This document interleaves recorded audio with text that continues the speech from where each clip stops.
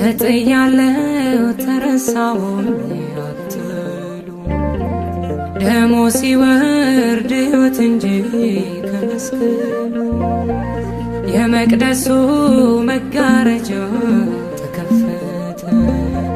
ሰላም ግቡ አንዱ ለኛ ስለሞተ መልካም ነብለይ የሚያንስብሃል ታላቅ ነብለይ የሚያንስብሃል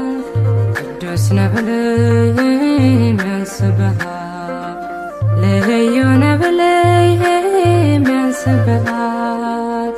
አንደበቴም በሺህ ቃላት ማዳንህን ቢናገር